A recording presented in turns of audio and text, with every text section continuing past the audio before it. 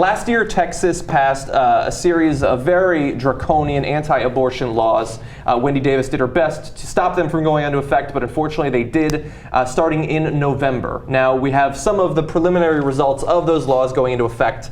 And primarily, it's that as these actual abortion-providing clinics, which also provide many other services to women and men in many cases, are closing down, the gap is being taken up by these anti-abortion pregnancy crisis centers. They call themselves medical clinics, although most of them provide absolutely no medical services whatsoever. One in particular is the McAllen Pregnancy Center, which is now going to play a very important role in its community since McAllen's actual abortion clinic has been shut down. That McAllen Pregnancy Center released an ad last year showing what they do. Let's take a look. Welcome to McAllen Pregnancy Center. My name is Georgina Gonzalez, and I represent the center. We're sowers here, chosen by God, to plant seeds of faith, hope, and love in women who are in planned or unplanned pregnancies. Here, at MPC, we strive to meet not only their physical needs, but also emotional and spiritual needs. We're here to offer alternatives, to give information, to encourage and support them with numerous resources and assure them of our prayers. So you saw there they use sonograms in many of these. They don't use them for medical reasons, though, they say, but just to see the baby. Yeah, and of course it's a way of making the woman feel guilt if she is seeking an abortion. Exactly. It's to humanize a fetus or a zygote in some cases. And I have obviously a very huge problem with these pregnancy crisis centers because everything they do is extremely deceptive. A lot of them have absolutely no medical training whatsoever. However, you walk in and they're wearing white coats as if they're real doctors. And then they sit down and they literally lie to the women about what an abortion does to your body. So for instance, they will say, oh, if you get an abortion, you will develop breast cancer, which has been debunked in study after study. And they scare the women and they force them to have the babies, right? Or they coerce them into having the babies, in my opinion. And what I always wonder about is, okay, so Texas doesn't like the idea of women having the right to choose. So if you are going to pressure these women into having babies that they can't afford, what do you think about social services or governmental programs that will help them raise the children financially, right? They're against that as well. So are you really pro-life? I highly doubt it when you're saying that we shouldn't use taxpayer money toward these services. Well, they're pro-life, but it can be a shitty life. They don't really care about the quality of it. And by the way, speaking of taxpayer dollars, that money goes toward these clinics, right? Yeah, we're going to get to all that. Yeah. Okay. So just to give you some numbers really fast before we get into our commentary. So I said that one of the problems we see is that because one of the areas of the law that was passed was that you have to have admitting privileges, although you don't need admitting privileges to actually perform an abortion. They require it now. That's why many of these are closing down. And so here are some of the areas of Texas. In Dallas, 2 abortion clinics closed down, but don't worry, you've got 7 pregnancy crisis clinics. In Fort Worth, 2 also closed, 4 pregnancy clinics. The Texas Panhandle does not have any clinics that can provide abortions, but it does have 4 places where they'll pretend to be doctors. 3 closed in San Antonio, 2 pregnancy clinics. Waco, the last 2 closed down. And there are 2 pregnancy clinics. In some of these areas, you have to drive up to 170 miles now to receive an abortion. And so just to give you an idea of how they pitch themselves or why people would go to these, all of these clinics offer free pregnancy tests and ultrasounds, which can be attracted to low-income women whose access to regulated health providers was severely curtailed by state-mandated budget cuts in 2011. So you see that they're really getting hit on all sides here. The budget is being cut for legitimate services, and so people feel that they need to turn to these alternative sources of health support. Yep. And as you said, since 2005, the state health department has rerouted $30 million from actual family planning coffers towards crisis pregnancy centers. Now, I've been to Texas. I've been to Texas a lot. I go to Houston all the time, Dallas, right? San Antonio, also the Riverwalk, very nice. Yeah, very nice. The people don't seem that stupid. They seem like regular people. It's strange. Yet it's as if their government is from Uzbekistan or something. It's like, what? How backwards can you guys be? And what are the people in those, so there's got to be smart, educated, rich people in all those cities, and they just go, I guess we're just going to not have health care care for women anymore. So that is so they don't. So just a bunch of doctors just don't get together and open up an abortion clinic and say put us in jail. Well, it requires a lot of funding. When did they make a civil stand? When do they do civil disobedience? They've been trying. I mean, I think they've been trying. They've been really trying. I think part of the issue here, and I'm from Texas, born and raised, lived there until I was 24. Are you from Texas, or did you just go to college? No, I went 5 years of grad school. Lived there for 5 years. I lived there for 24 years of my life. I know what it's like growing up in Texas, and yes, there are a lot of very intelligent people. Fundamental to this issue is that not only are there a lot of very intelligent people in Texas, there are a lot of very religious people in Texas. And my biggest concern with this with the legislation that's led to these kind of medical clinics, or whatever they're calling them. What are they calling them? Pregnancy crisis centers. Aside from what Anna was talking about, which is my moral objections to this, is that this is a fundamental First Amendment violation. This is fundamentally unconstitutional.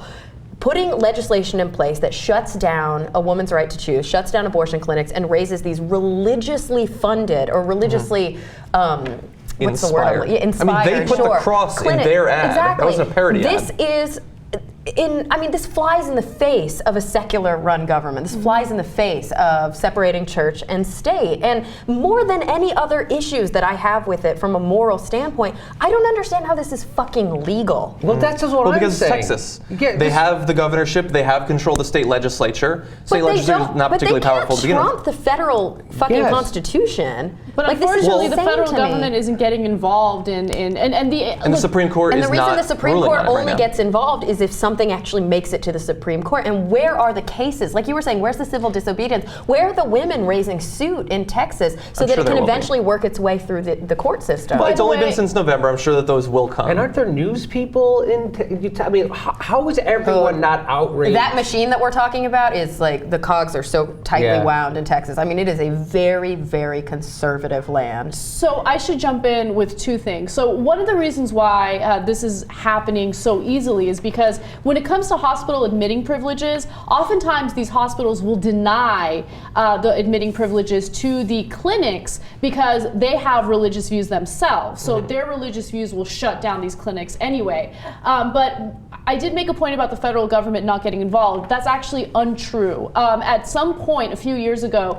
the federal government told Texas, we're not going to give you any funding for Medicaid if you refuse to take that money and put it into the abortion clinics, right? But in the end, that didn't matter because they successfully passed that legislation that shut these clinics anyway. And that's the crazy thing about Texas, too, is Texas has a really thriving economy. Like, Texas as a whole is probably the state that's in best position to deny federal funding. Even during the huge market crash, during the finance bubble, Texas was minimally affected compared to a lot of other housing markets. And they're kind of able to insulate themselves in that way. Unfortunately, you still can't violate the United States Constitution. Fortunately.